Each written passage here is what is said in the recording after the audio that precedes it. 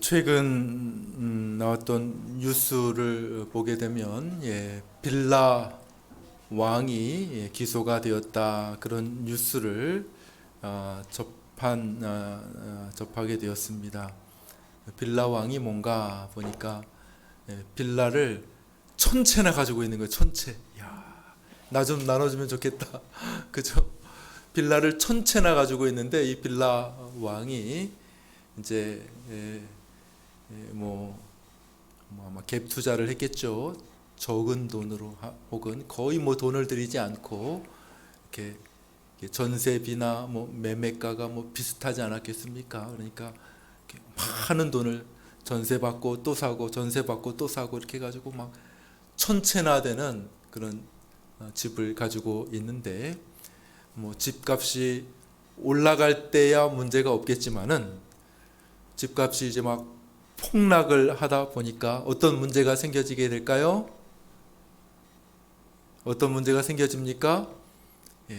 전세비를 내어줄 수 없는 그런 문제가 생겨지게 되죠. 그래서 전세 살던 사람들이 전세비를 돌려받지 못하는 그런 문제가 생겨지게 됩니다. 그래서 아마 많은 피해가 생겨지게 되었고, 정부도 아주 긴장을 하는 것 같아요. 정부가, 그죠? 이런 문제가, 왜냐하면 지금 아파트 값이, 집값이 확 올랐다가 이것도 큰 문제지만은 더 문제는 더 떨어지는 게 문제를 하더라고요. 그냥 피해자가 어마어마하게 많이 생길 수가 있기 때문에, 그래서 이 1,000채나 가지고 있는 빌라왕이 이렇게 기소가 되는 그런 일들이 생겼고, 아니 다 돌려줄 겁니다. 다 돌려줄 겁니다. 하지만 벌써 이게 전세비를 돌려받지 못해 대부분의 사람들에게 이 전세비는 거의 전 재산과 같은 것인데, 그것을 돌려받지 못해서 너무 스트레스 받아 하고 눈물 짓고 그런 사람들이 속출하고 있다. 그런 뉴스들을 여러분들 다 보셨을 줄 압니다. 자, 많은 피해자, 재산상의 손해가 나고 있는 것, 오늘 우리가 살펴볼 말씀은 10계명의 8계명이죠. 도둑질하지 말라, 남의 재산과 자산을 존중하고 보호해야 한다 하는 그 말씀에 대해서 살펴보려고 합니다. 이렇게 처음 듣는 분들도 계시니까 우리가 10계명을 그동안 서론부터 시작해서 1계명, 2계명 쭉 우리가 매주 한 계명씩 살펴보고 있습니다. 우리가 하나님의 율법을 잘 지켜서 구원받는 것은 아닙니다.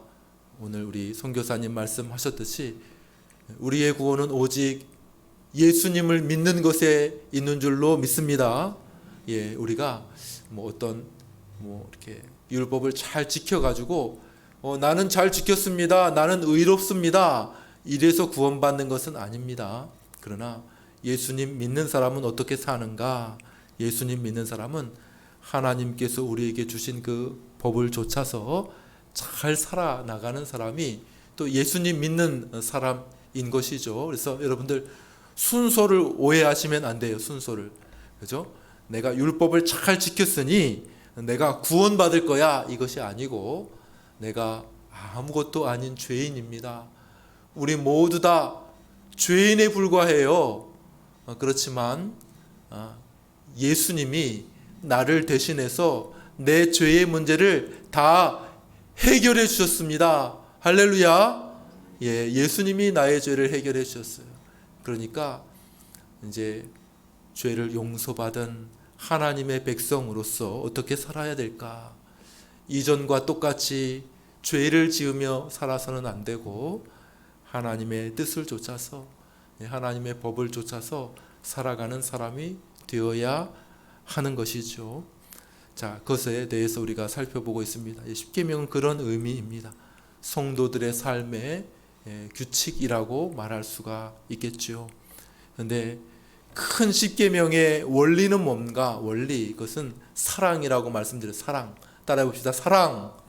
더 크게 사랑. 사랑입니다. 사랑. 하나님을 사랑하라라는 것이고요. 또 내 이웃, 내 주변에 있는 이웃을 사랑하라는 것이에요.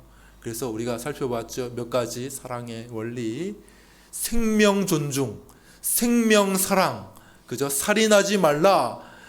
내 생명이 귀한 것처럼 그 사람에게서 그 생명을 뺏어 버리면 그 사람에 있는 모든 것을 가져가는 것과 마찬가지 아닙니까? 그러니까 우리가 이웃을 사랑한다고 말할 때 가장 우리가 먼저 떠올려야 될 건 뭡니까? 그 사람의 생명을 보호해주고 사랑해주고 존중해주는 것이야말로 사랑에 있어서 가장 우선적인 것이라는 것이죠. 얼마 전에 우리가 터키 시리아에 큰 지진이 있어서 우리나라에도 이 구조팀이 급파됐습니다. 약 한 120명 정도의 구조팀이 급파되어서 거기서 막 무너지는 그 건물 틈새에서 막 사람들을 찾아서 구조했는데 8명을 구조했어요. 8명을 구조했어요. 그래서 이제는 다 끝났다. 이제는 거의 뭐 사람이 없을 것 같다. 그래서 철수하고 2차로 이제 재건팀이 이제 파송이 되는 것 같아요. 그런데 교대를 하는 것이죠. 철수를 하는데 비행기를 탁 탔어요. 이 구조팀이 비행기를 탁 탔는데 그 비행기에서 탁 영상이 틀어졌어. 영상. 터키 사람들이 어둔한 한국말로 떠듬 이 멀리까지 와주신 형제 나라의 사랑에 대해서 감사합니다. 우리의 생명을 이렇게 구조해 주셔서 감사합니다. 그래서 몇몇 사람들이 쭉 이렇게 영상이 나오는 거예요. 그것을 보면서 구조대원들이 막 눈물을 훔쳐. 그런 감동적인. 참 우리나라 사람들 죽어가고 있는데, 지진으로 인해서 많은 사람들이 죽어가고 있는데 멀리서 그렇게 우리를 도와주었던 그 사랑에 대해서 감사합니다. 우리도 도움을 받았죠. 사실 터키가 6.25 참전국가라고 하더라고요. 6.25 참전국가 터키가. 그래서 터키는 우리나라를 형제국가로 알고 있어요. 형제국가. 저도 터키를 여행해 봤는데 우리는 그런 생각을 안 했는데 터키는 우리를 형제국가로 알더. 그래서 6.25 참전에서 5,000명인가 전사를 했어요. 터키 군인들이. 그래서 이번에도 이제 우리가 구조팀을 파송하면서 대통령이 형제 나라가 큰 어려움에 처했다 이렇게 이야기하면서 구조팀을 급파했죠. 근데 참 감동인 것 같아요. 감동 거죠. 생명을 살려주는 거 참 감동이 되었습니다. 또 무엇을 존중해 주는 것이 이웃 사랑입니까? 따라해 볼까요? 간음하지 말라. 이웃의 순결을 보호해 주고 존중해 주고 그 이웃의 가정을 보호해 주고 어떤 의미에 가장 소중한 것 아닙니까? 그죠? 가장 소중한 것. 그것을 보호해 주는 것이야말로 이웃 사랑의 귀한 출발점이라고 말할 수가 있는 것이죠. 나의 잠깐의 쾌락을 위해서, 나의 잠깐의 즐거움을 위해서 정말 이웃에게 가장 귀한 것을 빼앗는 것은 그것은 이웃 사랑이라고 말할 수가 없는 것이죠. 이웃 사랑은 이웃의 순결을 보호해주고 그 가정을 참 귀하게 여겨주고 그 가정을 존중해 주는 것, 그것이야말로 이웃 사랑의 중요한 부분이라고 말할 수 있을 것입니다. 자, 오늘 우리가 살펴볼 것 다시 한번 따라해 봅시다. 도둑질하지 말라. 이것은 재산을 존중하라는 것이죠. 사람들에게 있어서 재산은 너무나도 소중한 것이에요. 소중한 것. 그렇지 않습니까? 여러분들도 재산이 소중하죠? 여러분이 가지고 있는 통장 잔고, 여러분의 집이 소중하지 않은 사람이 아마 없을 거예요. 재산을 모으기 위해 평생 동안 애쓰고 노력하고 수고한 결과가 이 재산 아니겠습니까? 그러니까 우리에게 소중한 것처럼 다른 사람에게도 그것이 소중한 것 아니겠습니까? 그러니까 이웃사랑라고 말할 때에 뭘 소중하게 여겨줘야 되는가?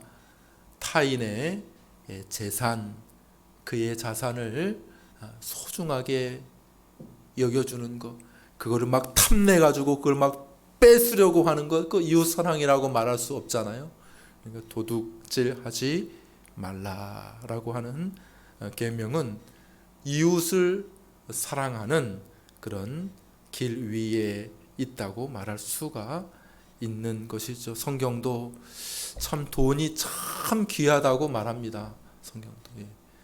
사람들이 얼마나 돈을 사랑하느냐 하면 하나님하고 맞먹을 정도로 돈을 사랑하는 거예요. 돈을. 그죠? 그래서는 안 되죠. 하나님께서 주신 것으로 우리가 돈을 알아야 되겠지만은, 그런데 우리가 이웃을 사랑한다고 말할 때 이것을 막 무시해, 그것을 인정해 주지 않아. 그러면서 이웃을 사랑한다고 말하기 어렵겠죠. 그래서 성경은 8계명에 이웃을 사랑하는 그 원리로서 도둑질하지 말 것을 말씀하고 있습니다. 오늘 우리는 이것을 좀 적극적인 부분과 소극적인 부분으로 같이 생각해 보려고 합니다. 먼저 좀 소극적인 면을 살펴볼까요?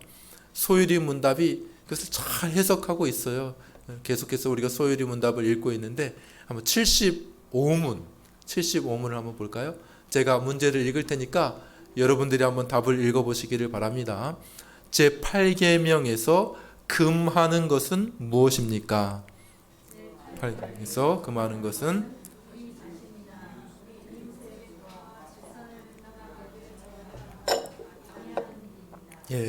제8계명에서 금하는 것, 하지 말라고 하는 것은 우리 자신이나 우리 이웃의 부와 재산을 부당하게 저해하거나 방해하는 이런 일들을 하지 말라는 것입니다. 먼저 첫 번째로 이것에서 우리가 해석할 수 있는 것은 뭡니까? 그것은 먼저는 우리의 재산을 잘 관리하는 것이 필요하다는 거 한번 따라해 보세요. 우리의 재산을 잘 관리하자. 남의 것을 도둑질하지 않기 위해서는 먼저는 우리의 재산을 잘 관리하는 일이 필요한 것이죠. 누가 처음부터 나는 도둑질해야지 하는 그런 사람이 있습니까? 자, 우리 어린 학생들에게 물어볼까요? 나는 꿈이 도둑이야. 그런 사람. 난 이 다음에 커가지고 도둑놈이 될 거야. 이렇게 하는 사람이 있겠습니까? 아무도 없겠죠. 아무도 없을 겁니다. 나는 천재적인 그 도둑, 궤도 루팡처럼 될 거야. 난 도둑질 많이 할 거야. 이렇게 생각하는 사람 아무도 없을 것입니다. 어떻게 하다가 도둑질을 하게 됩니까? 내가 너무 가난해지니까. 먹을 것이 없어요. 그래서 속담에도 있죠. 3일을 굶으면 어떻게 된다고요? 그렇죠. 3일 굶고 담장을 넘지 않는 사람이 없다. 그런 속담이 있는 것이죠. 그러니까 누가 처음부터 나는 도둑이 될 거야 그런 사람은 없겠죠. 그러나 너무 굶주리고 쓸 것이 없다 보면 어쩔 수 없이 그렇게 해서는 안 되겠지만 그래도 어쩔 수 없이 그렇게 하게 되는 그런 일들이 있지 않습니까? 우리 그 레미제라블이라고 하는 그 큰 아주 유명한 소설에서 장발장이 뭘 합니까? 자기와 조카가 굶주리고 있어요. 굶주린 조카를 위해서 어떻게 합니까? 빵을 훔치게 되죠. 빵을 훔치게 돼. 징역을 사는데 막 그러다 그 중간에 탈옥하기도 하고 막 이렇게 하다 보니까 빵 하나 훔친 거 가지고 몇 년을 징역 살았어요? 19년을 살았어. 19년. 빵 하나 도둑질 하다가 잘못 걸려가지고 19년을 징역을 살다가 장발장이 나오게 되는 그런 이야기가 있지 않습니까? 그러니까 하고 싶어서 한 것이 아니라 너무 굶주려, 너무 배가 고파. 먹을 것이 없어. 나뿐만 아니라 같이 있는 조카가 너무 굶주리고 있어. 근데 돈은 없어. 그러니 도둑질을 하게 되는 그런 상황까지 몰리게 되는 것 아니겠습니까? 그러니까 도둑질하지 않기 위해서 첫 번째로 우리가 고려해야 되고 중요한 것은 뭐냐 하면 나의 재산을 잘 관리하는 것, 그런 것이 중요한 것이. 어떻게 관리할까요? 어떻게? 가난해지면 안 돼요. 가난해지면 너무 지나치게 어쩔 수 없이 그런 하나님의 섭리가 있을 수는 있겠지만은, 그러나 기본적으로 우리가 열심히 일하고 근면성실하고 또 낭비하지 않고 사치하지 않는 일들, 이런 일들이 중요하지 않겠습니까? 그렇죠? 우리 어린 자녀들도 이 경제관을 탑재를 해야 돼. 경제관, 좋은 경제관, 그죠? 막 버는 거는 요만큼 버는데 막 펑펑펑펑 다 써버려. 예? 그러면은 당연히 가난해질 수밖에 없잖아요. 버는 것보다 쓰는 것이 많으면 가난해질 수밖에 없지 않습니까? 그렇죠? 그래서 우리 청년들에게 요즘에 많은 이슈가 되는 것이 욜로족으로 살 거냐 혹은 파이어족으로 살 거냐 이런 얘기가 있어요. 여러분들 아십니까? 욜로? 들어보셨죠? 욜로가 뭐냐면 영어에서 나왔어요. 영어. 죄송합니다. 영어를 제가 써볼게요. You only live once라는 말입니다. You only live once. 뭡니까? 너 단지 한 번밖에 못 살아. 그게 욜로예요. 그걸 이제 그 앞자를 딴 거죠. You only live once. 욜로. 그러니까 내 인생 한 번밖에 없으니 나는 어떻게 하겠다는 겁니까? 현재를 즐기며 살겠다는 거. 현재를 내가 집값도 막 치솟아 가지고 내가 집을 살 것도 아니고 내가 소소하게 소확행 현재를 즐기면서 미래보다는 지금 현재를 즐기면서 살겠어 하는 사람이 이제 욜로족입니다. 욜로족. 그리고 파이어족이라고 있어요. 파이어족은 뭐냐면 Financial Independence, Retire Early라고 하는 뜻의 약자예요. 그러니까 경제적인 독립을 빨리 얻어가지고 일찍 은퇴하겠다, 그런 말입니다. 근데 반대말이에요. 이게 욜로하고 파이어족은 좀 반대 개념이라고 말할 수 있어요. 뭐냐 하면 나중에 경제적인 자유를 얻으려고 하면 어떻게 돼야 돼요? 일하지 않고도 수입이 생길 수 있도록 만들겠다는 겁니다. 예를 들면 주식을 해서 수익이 나온다든지 혹은 큰 건물을 사가지고 수익이 나온다든지 어떻게 하든지 이제 일하지 않고도 수익이 저절로 나와요. 예? 그런 식으로 만들어 놓고 나는 일찍 은퇴하겠다. 그러므로 이 사람은 어떻게 합니까? 현재를 희생해. 그래서 막 허리띠를 막 팍싹 졸라매는 거예요. 허리띠를. 예? 어떻게 해요? 그래서 다 저축해. 예? 90% 버는 돈의 90%를 저축해. 그 다음에 쓰는 돈은 너무 적게, 아주 적게 써가지고, 그래가지고 자산을 점점 불려가지고, 이 자산이 나중에 가면 어떻게 됩니까? 저절로 일할 수 있게 만들고 난 다음에 나는 은퇴하겠다는 거예요. 은퇴하겠다. 그래서 여러분들 뭐가 좋아요? 여러분들 욜로족입니까? 파이어족입니까? 둘 다 좀 극단적인 면이 있죠. 극단적인 면이 있습니다. 현재를 즐기며 누리겠다 하는 쪽이 있습니다. 옛날 사람들 같으면 배짱이보다는 개미, 그죠? 열심히 모아가지고 나중을 대비해야지, 현재보다는 이렇게 생각하고, 요즘 많은 사람들은 좀 생각이 바뀌어가지고 나중은 내가 어떻게 아느냐, 현재를 즐기자, 이렇게 하는 사람들도 있습니다. 그래서 어떤 것이 옳은지는 모르겠어요. 다 극단이 있는 것 같아요. 어떤 사람은 이렇게 중환자실에서 오래 일하는 사람이 있다는 거예요. 중환자실에서 있는 모습을 보니까 돈은 많은데 이제 쓰지를 못하는 거예요. 죽을 날이 얼마 안 남은 거예요. 야, 그것도 좀 이상하다, 이렇게 생각하는 사람들도 있더라고요. 보니까 너무 극단적일 필요는 없을 것 같고, 그러나 우리가 성경적인 경제관념을 가지고 하나님께서 우리에게 맡기신 이 재산을 잘 관리하는 일은 너무나도 중요한 것입니다. 우리 어린이들도, 우리 어린 자녀들에게도 이런 일들은 꼭 필요하고 가르쳐야 되겠죠. 바른 성경적인 경제관. 우리 믿음의 선배였던 청교도들은 아주 독특한, 그 당시로서는 아주 독특한 그런 어떤 직업관을 가지고 있었어요. 그래서 이 직업을 소명이라고 불러. 소명. 하나님께서 내게 주신 일이라고 본 것이고요. 그리고 아주 성실하게 일을 했던 것을 보게 됩니다. 그래서 상대적으로 굉장히 좀 여유 있는 삶을 살게 되고 잉여의 자산을 가지고 좋은 일들에 이렇게 사용했던 그러한 모습을 볼 수가 있는 것이죠. 그래서 먼저 우리가 우리의 재산들을 잘 관리하는 것, 청지기적인 마음을 가지고 하나님께서 내게 맡겨주신 재산이다 하는 그런 마음을 가지고 그것을 잘 관리하는 일들, 그런 것들이 대단히 중요합니다. 그렇지 않으면 어쩔 수 없이 도둑질하는 그런 유혹을 피할 수가 없는 것이죠.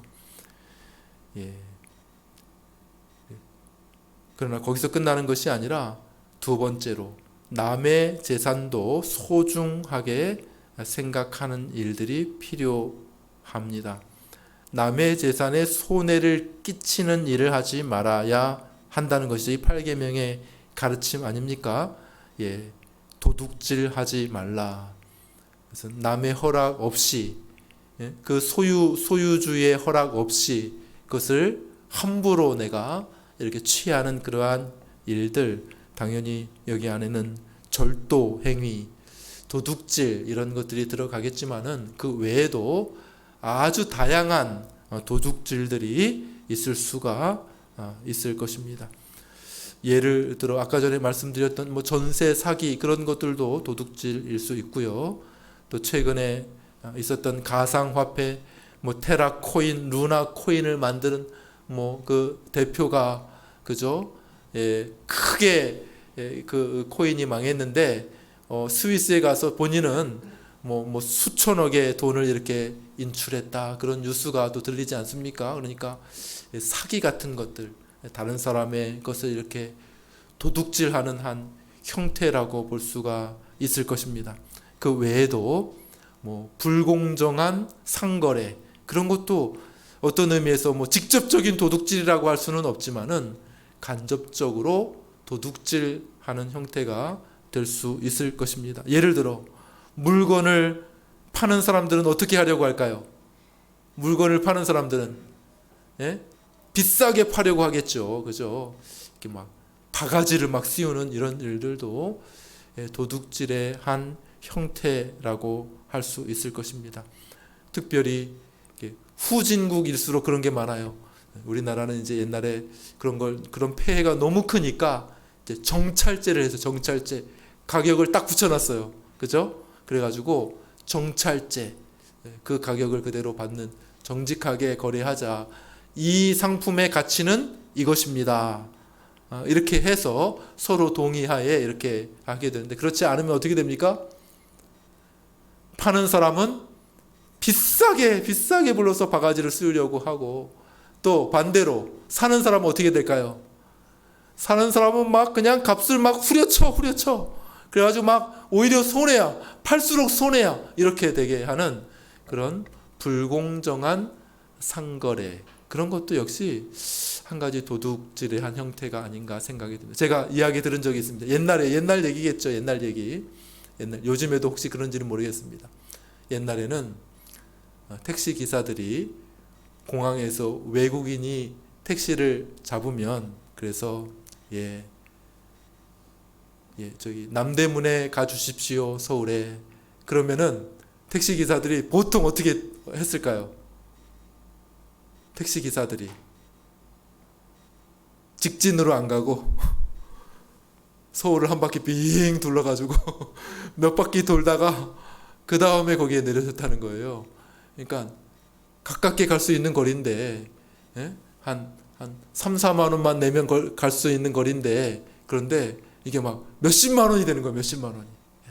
또 속이는 도둑질의 한 형태일 수 있겠죠. 그래서 다른 사람의 재산, 다른 사람의 재화를 이렇게 허락 없이 내가 속임으로 취하는 것들, 다 어떤 의미에서 도둑질의 형태라고 말할 수가 있을 것입니다. 뭐 파는 사람뿐이겠습니까? 우리 한번 읽어볼까요? 잠언 20장 14절 말씀. 잠언 20장 14절 읽어볼까요? 읽습니다. 시작. 사는 자가 물건이 좋지 못하다 하다가 돌아간 후에는 자랑하느니라. 이거 뭡니까? 막 깎은 거예요. 후려쳐서 깎았어요.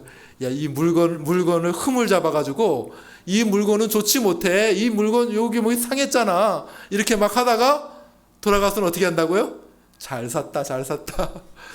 이렇게 한다는 거예요. 성경에 이게 다 나와 있잖아요. 그죠? 막 사는 자가 막 그냥 값을 그냥 깎으려고 막 이것저것 자기 말로 그냥 속여서 값을 후려치고 난 다음에는 가서는 나 이렇게 싸게 잘 샀다 이렇게 이야기한다는 거죠. 파는 사람뿐만 아니라 사는 사람도 정당한 값을 주고 그것을 사야 되는데, 물론 우리가 뭐 그 정당한 값을 매기기가 상당히 쉽지는 않겠지만, 그래도 기본적으로 우리가 내 이득만을 생각해. 내 이득만. 거래라고 하는 것은 서로 상호 존중이 있어야 되는데 내 이득만을 생각해. 다른 사람이 예를 들어 어떤 공사를 한다고 생각해 봅시다. 그런데 그냥 무조건 싸게만 하려고 하면 될까요? 아니죠.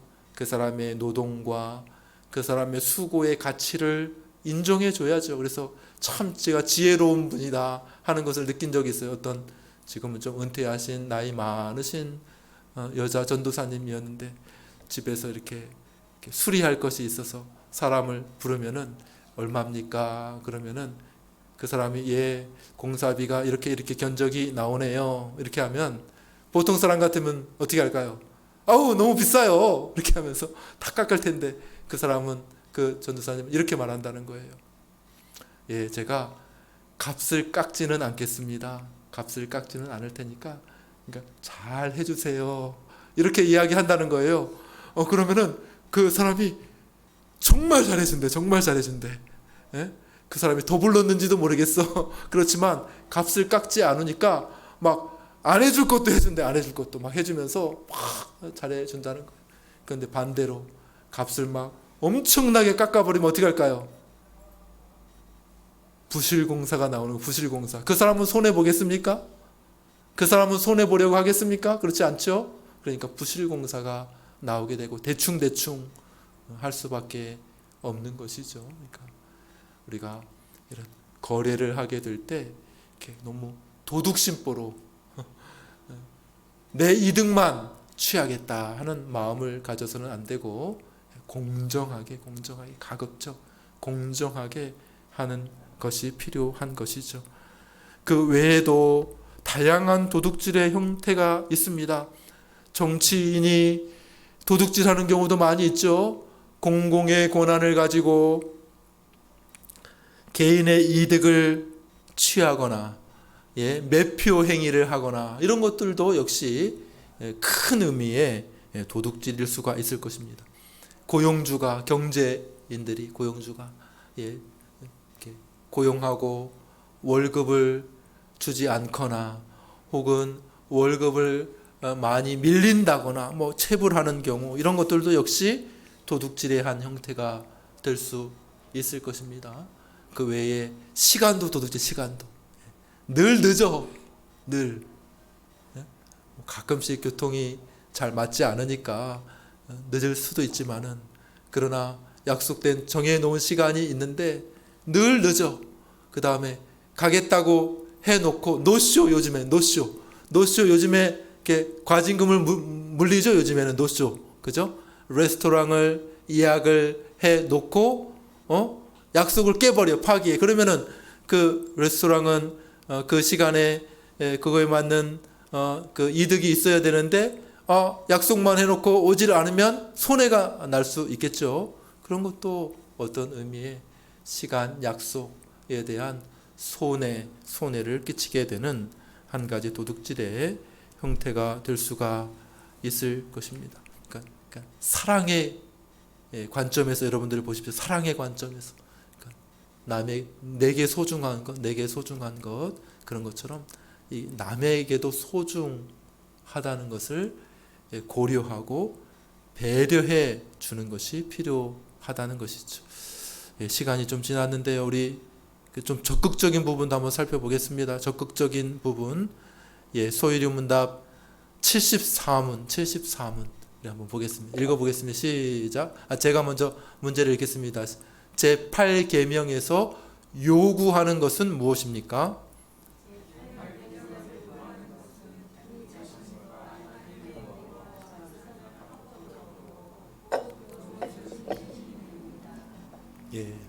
그래서 8계명에 적극적으로 나가자고 하면 다른 사람에게 손해를 끼치지 않아야 되겠지만은 내 재산에도 손해를 당해서는 안 되겠지만은 뭐 이상한 빚보증을 써가지고 갑자기 막 그냥 막 가난해지는 경우들도 있지 않습니까? 그런 경우들도 하지 말아야 되겠죠.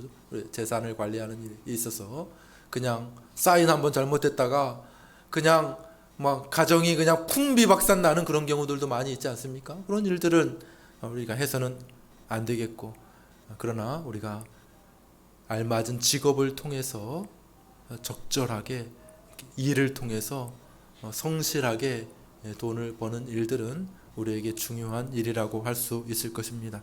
제가 읽어보겠습니다. 잠언서 31장 16절에 밭을 감품하여 사며 그 손으로 번 것을 가지고 포도원을 심으라. 열심히 일하는 거예요. 밭에서 열심히 일해서 점점 재산을 불려서 포도원도 사고, 그래서 점점점 늘려가는 성실한 그런 사람의 모습을 볼 수 있습니다. 우리 에베소서 4장 28절도 읽어볼까요? 에베소서 4장 28절 우리 한 목소리를 같이 읽습니다. 시작. 도둑질하는 자는 다시 도둑질하지 말고 돌이켜 가난한 자에게 구제할 수 있도록 자기 손으로 수고하여 선한 일을 하라멘. 이것이죠. 도둑질하지 않기 위해 우리가 열심히 스스로 일할 이유가 있는 것입니다. 뿐만 아니라 거기서 더 나가기를 원하는 것이죠. 뭡니까? 어려운 이웃들을 구제할 수 있기 위하여. 그러니까 이웃사랑은 뭡니까? 힘든 사람, 어려운 사람, 부득이하게 그런 처지에 처해 있는 사람들이 있을 수 있잖아요. 그죠? 누구든지 몸이 아파서 일하지 못할 수 있고, 누구든지 사고가 생겨서 어려움에 처할 수 있고, 잘 살다가 부모가 갑자기 돌아가셔서 고아가 된 그런 아이들도 있을 수 있고, 잘 살다가 남편이 그만 사고로 어려움에 처해서 과부가 된 사람도 있고, 그래서 성경에는 과부, 고아, 나그네 이런 사람들에 대해서 많이 이야기를 하고 있지 않습니까?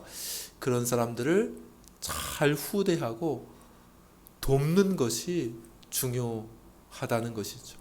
도둑질하지 말라라고 하는 큰 개념 속에는 그냥 남의 것을 이쪽으로만 옮기지 않으면 되는 것 아니야? 그런 것이 아니고, 내가 열심히 벌어서 어려운 사람들을 돕지 못한다면, 하나님께서 내게 많은 것을 주셨는데 이것을 가지고 많은 여러 사람들을, 힘들어하는 사람들을 돕지 못한다면 어떤 의미에서 그것도 큰 의미의 도둑질이 될 수 있음을 말씀하고 있는 것입니다.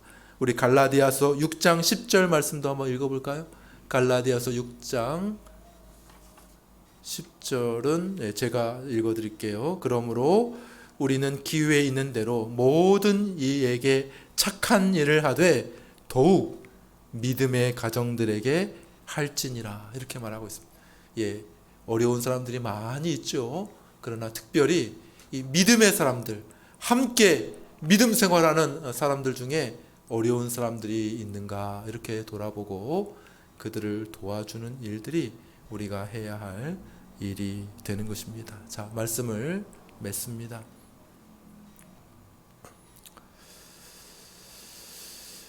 우리는 이 십계명이 필요한 시대에 살고 있습니다. 도둑질이 난무하는 그런 시대에 살고 있습니다. 그래서 그걸 뭐라고 말하죠? 속담으로 눈 뜨고 코베 가는 세상이다, 이렇게 얘기해요. 눈 뜨고 코베 가는 세상. 잠시라도 정신을 안 차리고 잠시라도 긴장하지 않으면 언제 사기당할지 모르는, 보이스 피싱이 난무하고 사기가 난무하는 그러한 시대에 우리가 살아가고 있습니다. 속고 속이는, 그죠? 나도 속고 또 속이기도 하고 그런 도둑질이 난무하는 이 시대. 도둑질하지 말라라고 하는 우리 주님의 말씀이 너무나도 필요한 거죠. 그렇지 않은 시대가 없었어요. 우리 주님의 말씀이 필요하지 않은 시대가 없었습니다. 이 말씀은 이 시대의 모습을 보여주는 것이죠. 하나님 없이 살아가는, 하나님의 뜻을 좇지 않는 사람들이 살아가는 삶의 방식 뭡니까? 도둑질.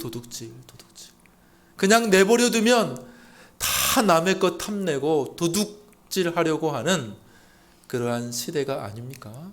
그러니까 도둑질하지 말라고 하죠. 도둑질하지 않는데 하나님께서 도둑질하지 말라고 하지는 않을 것 아니겠습니까?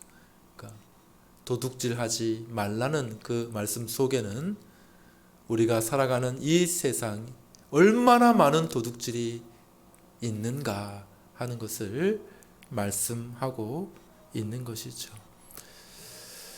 이 속에서 우리는 이웃을 향한 사랑의 마음을 품어야 한다는 것입니다. 나도 힘들 수 있고, 그렇지만 내게 중요하고 가치 있는 것 한번 따라해 봅시다. 내 이웃을 내 몸과 같이 사랑하라. 이것이 십계명이라고 말씀하지 않으셨습니까? 그러니까 내 이웃의, 나도 물론 그렇지만 내 이웃의 재산을 소중하게 보호해주고, 이웃이 잘 나간다 그러면 어떻게 할까요? 이웃이 승진하고 돈을 잘 번다 그러면 어떻게 할까요? 마음에, 사촌이 땅을 사면 어떻게 해요? 마음이? 사촌이 땅을 사면 어떻다고요? 배가 아파. 왜 배가 아파요? 그런 마음이 아니고 그런 어떤 사랑의 마음, 이웃의 재산이 증진되는 것을 기뻐해주고 보호해주고 사랑하는 마음이 있어야 되지 않느냐는 것입니다. 뿐만 아니라 이것은 우리 하나님을 믿는 믿음과 깊은 관련이 있다고 할 수 있습니다. 하나님이 우리의 아버지이시고 우리의 필요를 채우시는 분임을 믿습니까? 여러분들 이것을 믿어야 된다는 거예요. 도둑질하지 않기 위해서 하나님이 결국 나를 책임지시는 분이라고 하는 사실을 굳게 믿을 때에 우리는 부당한 방법으로 돈을 벌고 부당한 방법으로 살아가려고 하는 그런 유혹에서 벗어날 수가 있는 것이죠. 공중 나는 새를 보라, 하나님께서 먹이시지 않느냐. 새도 저렇게 먹이시는데 하나님께서 너희들을 먹이시지 않겠느냐.